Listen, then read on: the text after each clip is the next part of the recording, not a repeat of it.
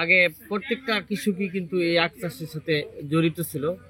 এই চিনিটা দেশের বাইরে যদি রপ্তানি করার সুযোগ পেত তাহলে এই এলাকা কৃষকরা আরো বেশি লাভবান হতো।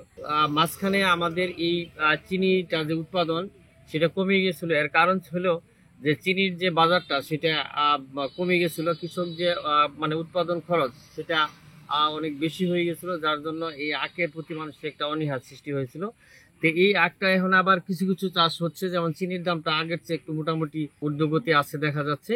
এবং এক কাঠা জমিতে যদি ভালো করে হয় তাহলে 5 মণ চিনি মারাই করা যায়, এবং এতে করে আমরা 25,000 টাকা পর্যন্ত এক কাঠা থেকে আমরা এই চিনি মানে এটা পেতে পারি আর কি। চিনি বানাই ঝাল করে চিনি বানাইয়া চিনিটা এখন শুনছি যে সরকার জিয়াজাত করেছে।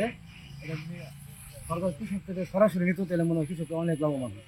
তাইতে হলে শিকড় থেকে আপনার খুশি থেকে আবার চিনি বানান যায়। সাদা চিনিতে সতে গুণে ভালো। সাদা চিনি বলে হোয়াইট পয়জন বলে সাদা চিনি, লাল চিনি কোনো কেমিক্যাল নেই, হাইড্রোস নাই। চিরা পিঠা শরবত যে কোনো খাওয়া যায়, তার জন্য আমরা চিনিটা বেশি। বা জিআই স্বীকৃতি পাওয়ার পর থেকে আমাদের ফুলবাড়ি আর লাল চিনি কাস্টমার সংগ্রহ করতেছে বা নিতেছে, তাতে আমাদের ব্যবসায়ী টাকার তুলনায় অনেক বেড়ে গেছে। বাইরে আপনার এই লাল চিনি প্রচার হয় নাকি শুধু ফুলবাড়ির মানুষই বেশি চলে। কিছু কিছু থানায় বাইরে কিছু থানায় আছে লাল চিনি আসলে খুব মিস করে ফেলে। চিনি আমি সবসময় খাবার জন্য খুব ভালো। আরে ভালো দিতেছি, পুরানটা তো বর্তমানে কেটে হলাইছি, আবার নতুন করে এই নতুন সিজন লাগাইতেছি। কাটাতে মনে করেন আমরা কুশাইল বেশি তো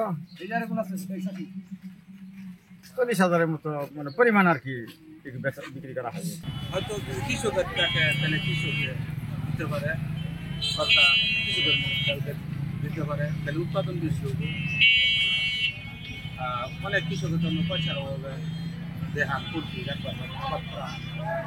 আখের চারা এবং সার বা এই যে কীটনাশক এই ধরনের সহযোগিতা যদি সরকার থেকে আমাদের করা হতো তাহলে কিন্তু এলাকার মানুষ আরো বেশি উদ্বুদ্ধ হইতো এই আখ চাষের প্রতি, যেটা আমাদের দেশের যে চিনি যে আছে সেই অভাবটা অনেকটা হলেও এখান থেকে পূরণ করা সম্ভব হতো আর কি।